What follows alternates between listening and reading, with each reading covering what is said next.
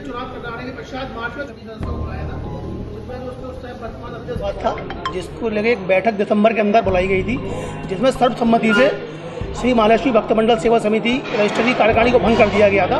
उसके बाद चुनाव की तिथि घोषित कर दी गई थी। जनवरी माह के अंदर चुनाव कराया गया, जिसकी सूचना चिट फंड कार्यालय पर दी गई। उसकी सूचना की जो दी गई थी उसी तिथि पर चुनाव कराया गया और उसकी चुनाव की पूरी सूची श्री महालक्ष्मी भक्त मंडल सेवा समिति द्वारा मार्च के अंदर सोसाइटी ऑफिस में जमा करा दी गई।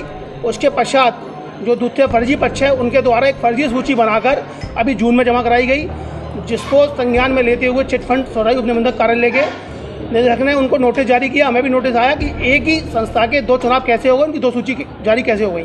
उसको लेकर हमने उसका जवाब दिया, क्योंकि हमने चुनाव प्रक्रिया पूरी जो प्रक्रिया होती है चुनाव की उसके द्वारा कराया था। उन्होंने एक फर्जी सूची बनाकर वहाँ जमा करा दी। हमें उसमें कोई आपत्ति नहीं है, लेकिन अब वह उस संस्था के नाम से एक बड़ा कार्यक्रम जन्माष्टमी पर कर रहे हैं। हमें कार्यक्रम से कोई आपत्ति, किसी प्रकार की आपत्ति नहीं है, धार्मिक आयोजन करें, लेकिन हमें आपत्ति है जिस तरह संस्था का नाम बदनाम कर रहे हैं, संस्था के नाम पर अवैध रूप से चंदा कर रहे हैं, हम उसका विरोध करते हैं। उसकी शिकायत हमने डीसीपी सिटी आगरा के यहाँ भी की है और कमलानगर थाने में भी लिखित रूप में शिकायत की है कि संस्था के नाम का दुरुपयोग बंद हो और संस्था के नाम पर जो अवैध रूप से चंदा हो रहा है उसको तत्काल बंद कराया जाए। तो कई वर्षों से कार्यक्रम होता आ रहा है, उससे पहले क्यों आवाज नहीं हुई?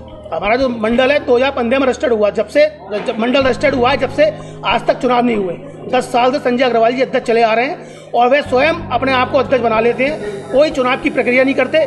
इसका विरोध कई बार हुआ, लेकिन कई बार क्या हुआ, हम लोगों ने कहा चलो कोई बात, धार्मिक आयोजन है, हम सामाजिक काम कर रहे हैं तो कोई विरोध ना करते हुए हमने उनका सहयोग करा। लेकिन अब क्या है, जब समाज से हम किसी चीज़ के लिए चंदा लेते हैं, समाज से सहयोग लेते हैं, तो उसका जो हम समाज से चंदा ले रहे हैं उसका उपयोग समाज के हित में ही होना चाहिए, ना कि मनमानी तरीके से उसको खर्च करना चाहिए।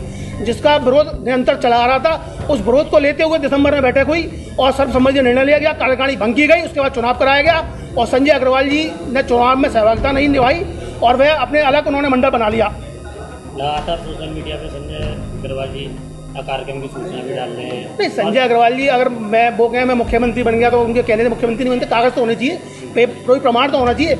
हमने जो चुनाव कराया उसका पूरा प्रमाण है। हम चुनाव कराने की सूचना चिट फंड कार्यालय पे दी और चुनाव कराया, उसकी पूरी लिस्ट मार्च के अंदर हमने जमा करा दी। उसके 3 महीने बाद उन्होंने जून में सूची जमा कराई है, तो उससे ही पता पड़ रहा है वो फर्जी हैं, हम सही हैं। और अभी तक जो चुनाव हुआ उसकी सूची जमा करने के बाद चिट फंड कार्यालय से जो नोटिस आया 3 तारीख को उन्होंने नोटिस इशू हुआ है वहाँ से, उसका जवाब हमने दे दिया। अभी तक उसका जवाब ही नहीं दे पा रहे हैं वो। अगर वो सही होते और पेपर सही होते और वे खुद सही होते, उनकी संस्था सही होती तो उसका जवाब दे पाते।